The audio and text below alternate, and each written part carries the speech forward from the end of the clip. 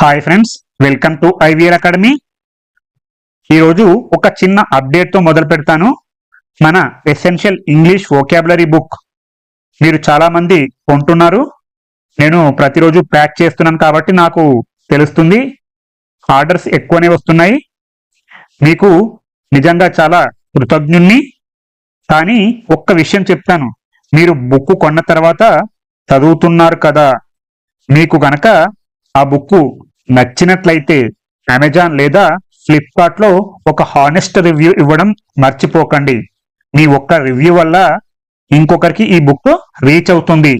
మరియు మీ ఫ్రెండ్స్కి, ఫ్యామిలీ మెంబర్స్కి కూడా షేర్ చేయండి. తెలుగు మీడియంలో చదివిన వారందరికీ ఈ బుక్ యూస్ఫుల్గా ఉంటుంది. ఇంకా కొనుక్కోవాలంటే డిస్క్రిప్షన్లో లింక్ ఉంది.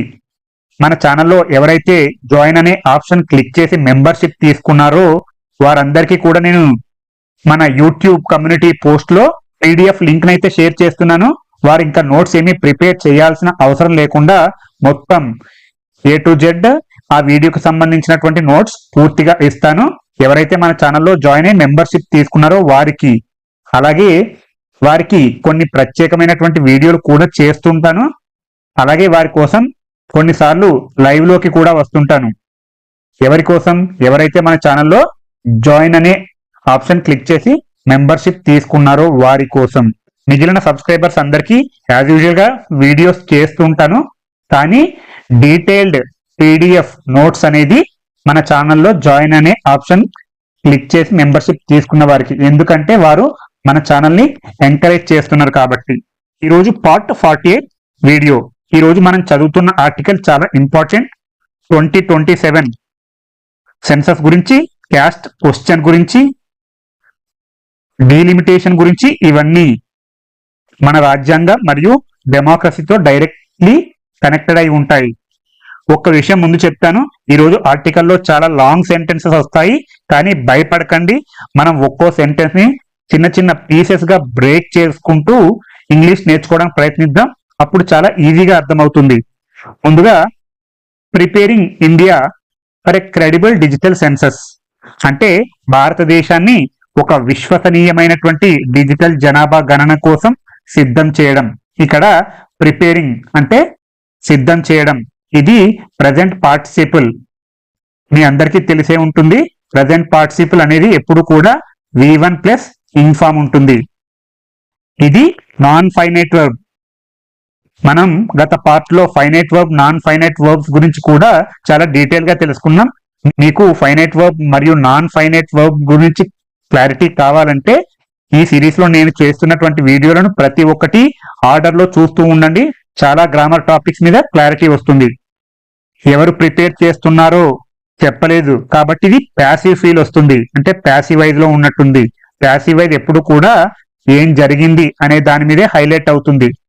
ఇక్కడ ప్రిపేరింగ్ అంటే సిద్ధం చేయడం. ఎవరు చేస్తున్నారో మనకు అనవసరం, ఏం చేస్తున్నారో అనేది ఇంపార్టెంట్ కాబట్టి ఇది ప్యాసివ్ ఫీల్ వస్తుంది.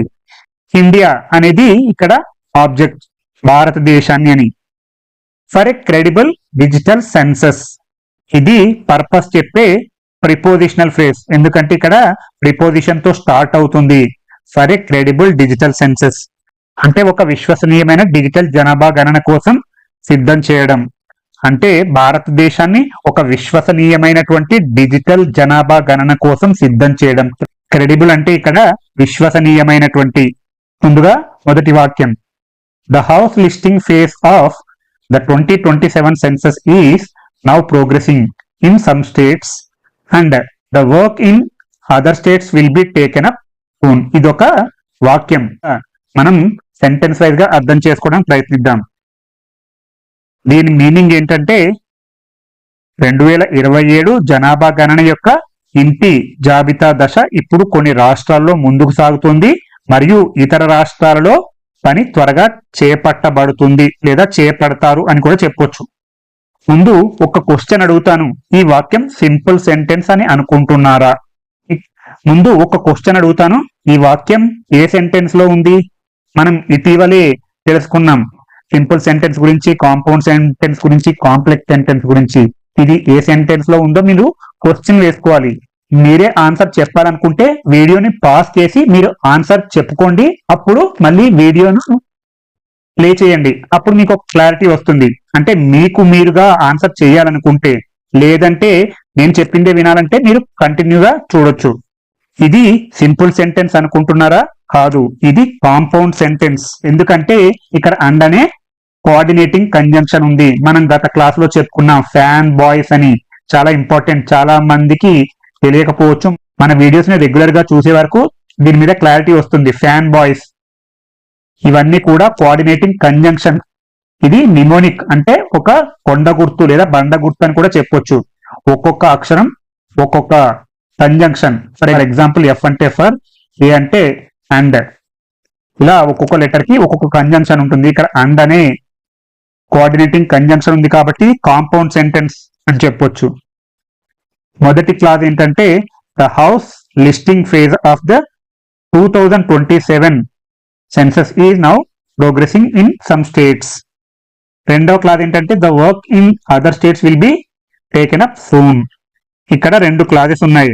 రెండు వాక్యాలు ఇండిపెండెంట్ గా నిలబడగలవు, అందుకే ఇవి కాంపౌండ్ సెంటెన్స్ అయ్యాయి. ముందుగా మన ఐవీఎల్ అకాడమీ యొక్క సెంటెన్స్ ఫార్మేషన్ ఎలా ఉండాలంటే సబ్జెక్ట్ ఉండాలి, వెర్బ్ ఉండాలి, ఆబ్జెక్ట్ లేదా కాంప్లిమెంట్, అటాచ్మెంట్స్ ఉండాలి. ఇందులో మొదటిగా సబ్జెక్ట్ ఏంటంటే the house listing phase of 2027 census. ఇదంతా కూడా సబ్జెక్ట్ గా చెప్పొచ్చు. ఇందులో ముఖ్యమైనటువంటి కోర్ నౌన్ ఏంటంటే ఫేజ్ అని చెప్పొచ్చు.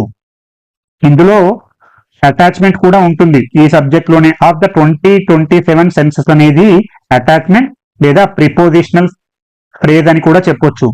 మొత్తంగా దీన్ని సబ్జెక్ట్ అని చెప్తారు. మీకు ఇంకా డీటెయిల్ గా తెలుసుకోవాలంటే వీటిని ఇలా విడగొట్టొచ్చు. ఈ ప్రోగ్రెసింగ్ అనేది ఫైనైట్ వర్బ్ లేదా మెయిన్ వర్బ్. ఇది ప్రెజెంట్ కంటిన్యూస్ లో ఉంది. The house listing phase of the 2027 census అనేది సింగులర్ ఏకవచనంగా ఉంది కాబట్టి ఇక్కడ ఈదనే హెల్పింగ్ వర్బ్ రావడం జరిగింది. ప్రోగ్రెసింగ్ అనేది V4, V1 ప్లస్ ఇన్ఫామ్ ని V4 అంటారు. ఇప్పుడు ప్రెజెంట్ జరుగుతుంది కాబట్టి ఇది ప్రెజెంట్ కంటిన్యూస్ లో చెప్పడం జరిగింది. ఇది ఎందుకు సింపుల్ ప్రెజెంట్ టెన్స్ లో చెప్పలేదంటే ప్రోగ్రెసింగ్ అంటే ఇప్పుడు యాక్టివ్లీ జరుగుతున్నటువంటి ప్రాసెస్, కంప్లీటెడ్ కాలేదు, ఆన్ గోయింగ్ అంటే ప్రస్తుతం జరుగుతున్నట్టుగా ఉంది, అందుకే ప్రెజెంట్ కంటిన్యూస్ లో చెప్పడం జరిగింది. దీని యొక్క స్ట్రక్చర్ మీకు ప్రెజెంట్ కంటిన్యూస్ యొక్క స్ట్రక్చర్ తెలిసే ఉంటుంది. Subject plus is, am, are plus V4 plus object. ఇలాంటి ఇంగ్లీష్ పేపర్ చదివేటప్పుడు మీకు అన్ని స్ట్రక్చర్స్ తెలిసి ఉండాలి. ప్రతి ఒక్క టెన్స్ యొక్క స్ట్రక్చర్ తెలిసి ఉండాలి. ఇక్కడ సబ్జెక్ట్ వచ్చింది, ఈజ్ వచ్చింది, అలాగే V4 వచ్చింది ప్రోగ్రెసింగ్. ఇక్కడ నవ్ అని ఉంది. ఈ నవ్ అనేది అటాచ్మెంట్. అటాచ్మెంట్ ను ఐడెంటిఫై చేయడం కూడా చాలా ఇంపార్టెంట్. ఇది యాడ్వర్బ్ ఆఫ్ టైం, ఎప్పుడు జరుగుతుంది అన్నప్పుడు ఇప్పుడు అని చెప్తున్నాం కాబట్టి ఇదొక అటాచ్మెంట్. ఇన్ సమ్ స్టేట్స్ అంటే కొన్ని రాష్ట్రాలలో, ఇది కూడా అటాచ్మెంట్. దీన్నే ప్రిపోజిషనల్ ఫ్రేజ్ అని కూడా చెప్పొచ్చు. ఇక్కడ ఇన్ తో మొదలైంది, ఇక్కడ ఇన్ అనేది ప్రిపోజిషన్ కాబట్టి ఇది ప్రిపోజిషనల్ ఫ్రేజ్. ఇక్కడ ఇంతకు ముందే చెప్పుకున్నాం అండ్ అనేది కోఆర్డినేటింగ్ కంజంక్షన్. మొదటి వాక్యం యొక్క మీనింగ్ ఏంటంటే 2027 సెన్సస్ యొక్క హౌస్ లిస్టింగ్ దశ కొన్ని రాష్ట్రాల్లో ముందుకు సాగుతుంది. ఇప్పుడు రెండవ వాక్యం the work in the other states will be taken soon. The work in other states అనేది సబ్జెక్ట్ గా చెప్పొచ్చు. రెండవ వాక్యంలో subject the work in other states. ఇక్కడ ద వర్క్ అనేది కోర్ నౌన్ అంటే ముఖ్యమైనది. ఇది సింగులర్ లో ఉందా ప్లూరల్ లో ఉందా అని మిమ్మల్ని అడిగినప్పుడు మీరు ఏం చెప్పాలంటే అబ్సల్యూట్ గా సింగులర్ లోనే ఉంది. The work in other states అంటే ఇతర రాష్ట్రాల్లోని పని. ఇన్ అదర్ స్టేట్స్ అనేది ఈ సబ్జెక్ట్ ని ఇది మాడిఫై చేస్తుంది. విల్ బి టేకెన్ అప్ అనేది ఫైనైట్ వర్బ్. ఇది సింపుల్ ఫ్యూచర్ లో ఉంది, అలాగే ప్యాసివ్ వైజ్ లో ఉంది. సింపుల్ ఫ్యూచర్ లోని ప్యాసివ్ వైజ్ యొక్క స్ట్రక్చర్ ఏంటంటే subject plus will or shall plus be plus V3 plus object. ఇలా మీకు ప్యాసివ్ వైజ్ లో ఉన్నటువంటి స్ట్రక్చర్స్, యాక్టివ్ వైజ్ లో ఉన్నటువంటి స్ట్రక్చర్స్ అన్ని కూడా మీకు తెలియాలి. ఇవన్నీ టెన్సెస్ సంబంధించినటువంటి. విల్ బి టేకెన్ అప్ అనేది ఫైనైట్ వర్బ్. రెండు ఇంపార్టెంట్ పాయింట్స్ ఒకే వెర్బ్ లో వచ్చాయి. మొదటిది ఫ్యూచర్ ప్యాసివ్, రెండవది టేకెన్ అప్. ఇది ఫ్రేజల్ వర్బ్. టేకప్ అంటే స్టార్ట్ చేయడం, చేపట్టడం అని.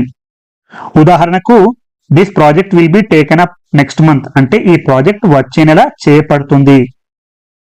సూన్ అంటే త్వరలో. ఇది అటాచ్మెంట్. సబ్జెక్ట్ వచ్చింది, వెర్బ్ వచ్చింది, ఇక్కడ అటాచ్మెంట్ రావడం జరిగింది. కొన్ని వాక్యాలకు ఆబ్జెక్ట్ ఉండొచ్చు, ఉండకపోవచ్చు. అలాగే కాంప్లిమెంట్ ఉండొచ్చు, ఉండకపోవచ్చు. తప్పకుండా ఉండాల్సింది సబ్జెక్ట్, వెర్బ్ ఉండాలి. అటాచ్మెంట్స్ కూడా ఉండొచ్చు, ఉండకపోవచ్చు. ఎడిటోరియల్ ఆర్టికల్స్ లో ఎప్పుడు కూడా అటాచ్మెంట్స్ అనేవి ఎక్కువగా ఉంటాయి కాబట్టి మనం కన్ఫ్యూజ్ అవుతూ ఉంటాం. The questionnaire for this phase was pre tested last year. ఈ దశ కోసం ప్రశ్నపత్రం లేదా ప్రశ్నావళి గత సంవత్సరం ముందస్తుగా పరీక్షించబడింది లేదా పరీక్షించారు అని చెప్పొచ్చు. ఇది సింపుల్ సెంటెన్స్. ఒకే క్లాస్ ఉంది, ఇదంతా ఒకే క్లాస్. ఇందులో సబ్జెక్ట్ ఏంటంటే the questionnaire for this phase అనేది సబ్జెక్ట్. మీరు ముందు వాక్యాన్ని చూడగానే subject, verb, object, complement, attachments వీటిని విడగొడితే మీకు చాలా క్లారిటీ వచ్చినట్టే. మీరు ఐడెంటిఫై చేయగలడమే పెద్ద టాస్క్. మీరు ఒకసారి ఐడెంటిఫై చేశారంటే మీకు ఈజీగా అర్థమవుతుంది.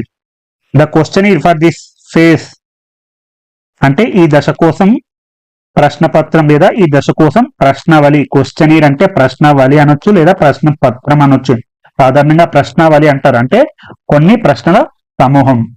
వాస్ ప్రీ టెస్టెడ్ అనేది ఫైనైట్ వర్బ్. ఇది ప్యాసివైజ్ లో ఉంది. ఇది సింపుల్ పాస్ట్ టెన్స్ లో ఉంది, ప్యాసివైజ్ లో ఉంది. The questionnaire for this phase అనేది సబ్జెక్ట్, వాజ్ అనేది హెల్పింగ్ వర్బ్, ప్రీ టెస్టెడ్ అనేది V3, లాస్ట్ ఇయర్ అంటే గత సంవత్సరం. ఇది అటాచ్మెంట్. ఇక్కడ ప్రీ టెస్ట్ అంటే ముందస్తు పరీక్ష.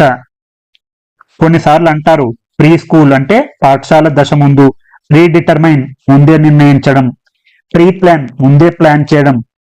ఒక ప్రిఫిక్స్ ప్రీ తెలిస్తే చాలా వర్డ్స్ అర్థమవుతూ ఉంటాయి.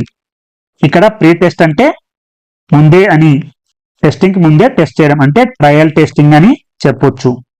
దీని మొత్తం తెలుగులో ఏంటంటే ఈ దశ కోసం ప్రశ్నావళి గత సంవత్సరం ముందస్తుగా పరీక్షించబడింది లేదా పరీక్షించారు. ఒక వాక్యంలో ప్యాసివైజ్ ఎప్పుడున్నా కూడా ఎవరు చేశారో అనే దానికంటే ఏం జరిగిందో అనే దానికే ఇంపార్టెన్స్ ఇవ్వాలి. It was reported that the inclusion of questions on caste have delayed the pre testing of the questionnaire for the population enumeration phase of the census. ఇదంతా ఒకటే వాక్యం, చూడడానికి పెద్దగా ఉంది.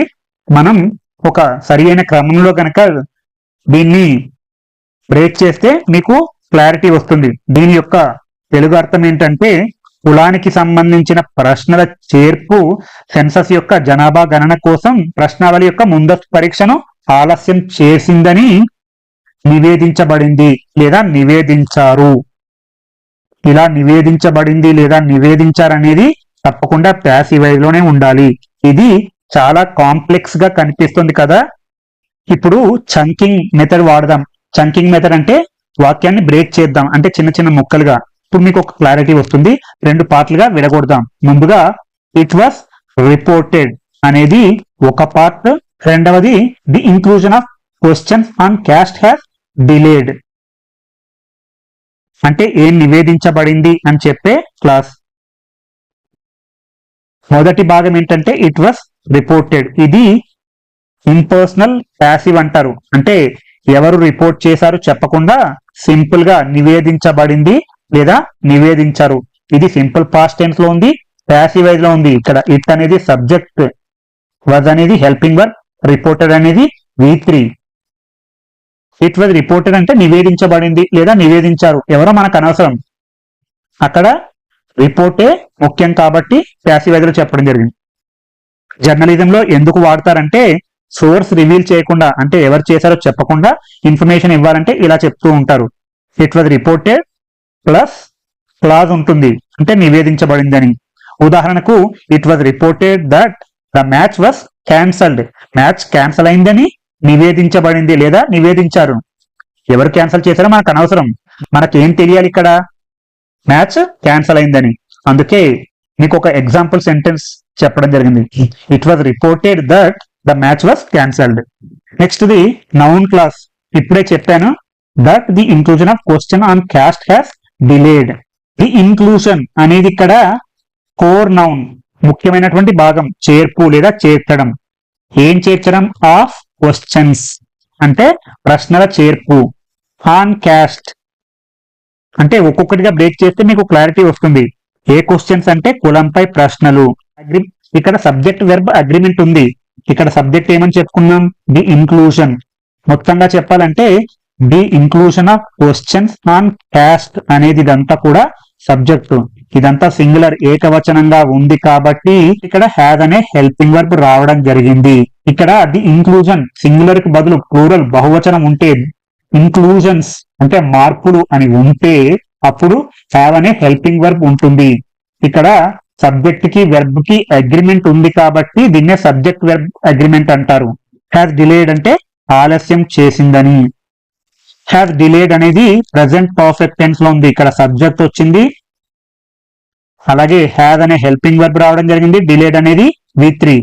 The pre testing of the question for the population enumeration phase of the census. ఇదంతా కూడా object. ఇక్కడ verb ఏం చేస్తుంది?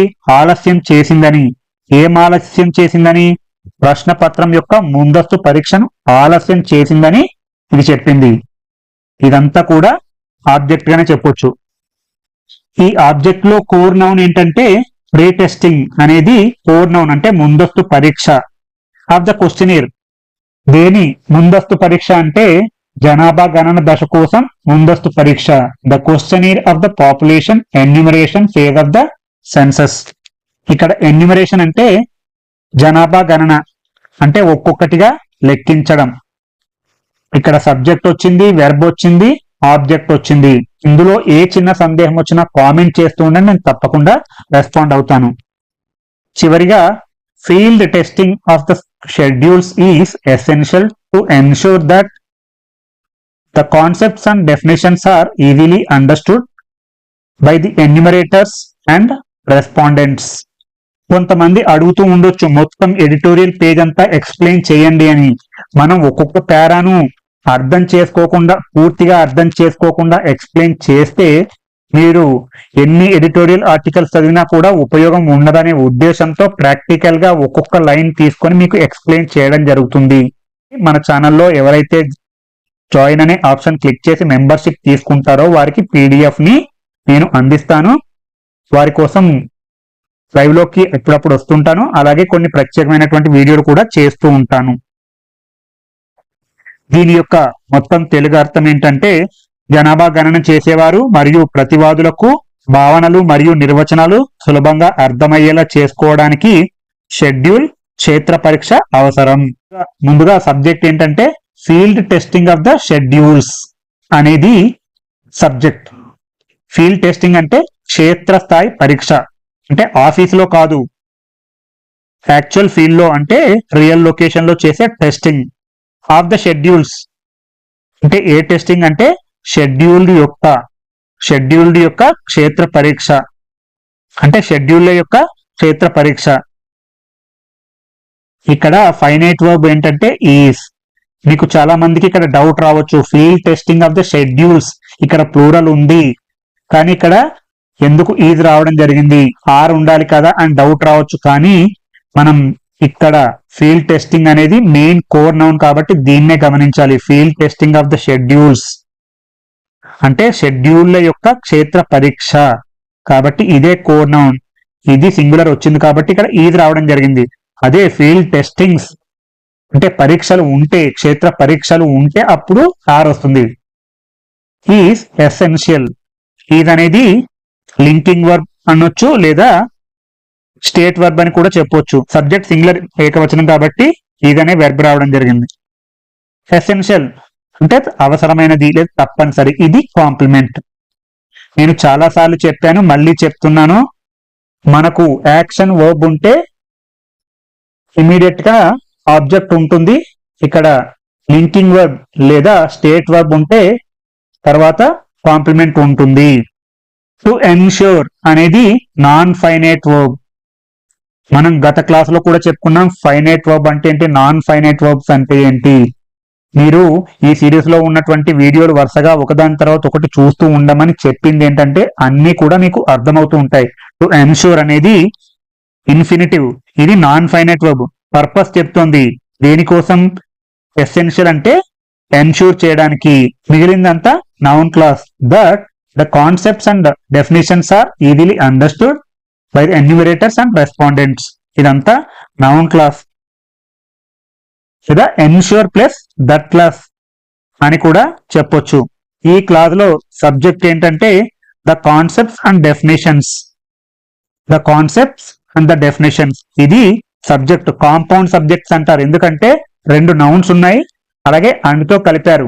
ద కాన్సెప్ట్స్ అనేది ఒక నౌన్, డెఫినేషన్స్ అనేది ఒక నౌన్. దీన్ని దేంతో కలిపారు, అండ్తో కలిపారు కాబట్టి కాంపౌండ్ సబ్జెక్ట్ అంటారు. కాంపౌండ్ వర్బ్స్ ఉంటాయి, కాంపౌండ్ సబ్జెక్ట్స్ ఉంటాయి, కాంపౌండ్ సెంటెన్సెస్ ఉంటాయి. మీరు ఒకదానికొకటి కనెక్ట్ చేసుకుంటూ చదివితే మీకు అర్థమవుతూ ఉంటుంది. Concepts and definitions are easily understood. Are understood అనేది ఫైనైట్ వర్బ్, ఇది ప్యాసివైజ్ లో ఉంది. సబ్జెక్ట్ అనేది ప్లూరల్ బహువచనంగా ఉంది కాబట్టి ద కాన్సెప్ట్స్ ఉంది, అలాగే డెఫినేషన్స్ ఉంది కాబట్టి ఇక్కడ ఆర్ అనే హెల్పింగ్ వర్బ్ రావడం జరిగింది. అండర్స్టూడ్ అనేది V3, ఇది సింపుల్ ప్రెజెంట్ టెన్స్ లో ఉంది, ప్యాసివైజ్ లో ఉంది. అర్థమయ్యేలా చూడడం. ఇక్కడ ఈజీలీ అనేది అటాచ్మెంట్, సులభంగా అర్థమయ్యేలా చేయడం. By the enumerators and respondents, ఈ రెండవ అటాచ్మెంట్ అంటే జనాభా గణన చేసేవారు మరియు ప్రతివాదులచే. ప్యాసివైజ్ తో బై వస్తుంది. By the enumerators.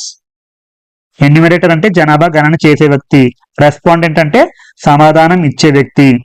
ఇలా ప్రతి ఒక్క వాక్యాన్ని తీసుకోండి, అది సింపుల్ సెంటెన్సా, కాంపౌండ్ సెంటెన్సా, కాంప్లెక్స్ సెంటెన్సా, అందులో అటాచ్మెంట్స్ ఏంటి, నౌన్ ఫ్రేజ్ ఉందా, ప్రిపోజిషనల్ ఫ్రేజ్ ఉందా, అది క్లాజా లేదా ఫ్రేజా, ప్రతి ఒక్కటి అర్థం చేసుకుంటూ చదవండి. ఏ చిన్న సందేహం వచ్చినా కామెంట్ చేస్తుంటే నేను తప్పకుండా రెస్పాండ్ అవుతాను. మీకు ఈ వీడియో కనుక నచ్చినట్లయితే లైక్ చేయండి, షేర్ చేయండి మరియు సబ్స్క్రైబ్ చేయండి.